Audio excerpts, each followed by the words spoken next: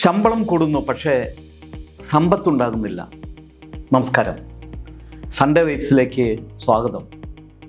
ഇന്നത്തെ യുവാക്കൾക്ക് മുൻ തലമുറയെ അപേക്ഷിച്ച് കൂടുതൽ അവസരങ്ങളുണ്ട്, കൂടുതൽ ശമ്പളമുണ്ട്, കൂടുതൽ സാങ്കേതിക വിദ്യയുമുണ്ട്. പക്ഷേ ഒരു ചോദ്യം, എന്തുകൊണ്ടാണ് കൂടുതൽ വരുമാനം ലഭിക്കുന്ന ഈ തലമുറയിൽ സാമ്പത്തിക സമ്മർദ്ദവും കടബാധ്യതയും കൂടിക്കൊണ്ടിരിക്കുന്നത്?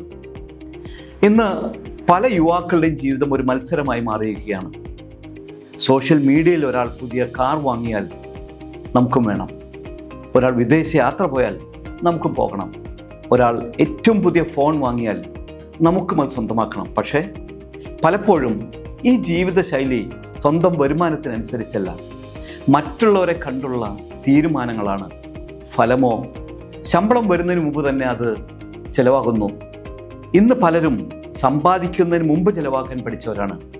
ക്രെഡിറ്റ് കാർഡുണ്ട്, പേഴ്സണൽ ലോണുണ്ട്, വാഹന ലോണുണ്ട്, ഗാഡ്ഗറ്റ് ലോണുണ്ട്, EMIകളുടെ ഒരു നീണ്ട നിര. മാസാവസാനം ശമ്പളം അക്കൗണ്ടിലെത്തുന്നു, പക്ഷേ മണിക്കൂറുകൾക്കുള്ളിൽ EMIകളും ബില്ലുകളും അത് കൊണ്ടുപോകുന്നു.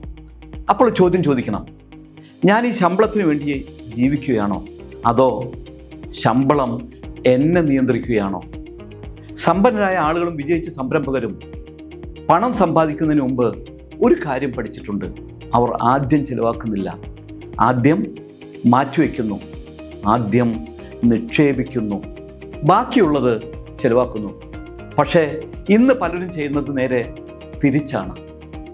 ആദ്യം ചിലവാക്കുന്നു, പിന്നെ EMI അടക്കുന്നു, അവസാനം ഒന്നും ബാക്കിയില്ലെങ്കിൽ അത് സാധാരണ കാര്യമാണെന്ന് കരുതുന്നു.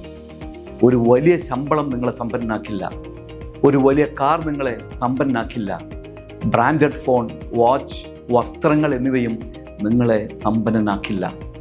നിങ്ങൾ ഉറങ്ങുമ്പോഴും നിങ്ങൾക്ക് വേണ്ടി പ്രവർത്തിക്കുന്ന ആസ്തികളാണ് നിങ്ങളെ സമ്പന്നനാക്കുന്നത്. ഇന്നത്തെ തലമുറയ്ക്ക് കഴിവുണ്ട്, അവസരങ്ങളുണ്ട്, വരുമാനമുണ്ട്. പക്ഷേ സാമ്പത്തിക അച്ചടക്കമില്ലെങ്കിൽ അതൊന്നും ദീർഘകാല വിജയത്തിലേക്ക് ഒരിക്കലും നയിക്കില്ല. അതിനാൽ ഇന്നൊരു തീരുമാനമെടുക്കൂ.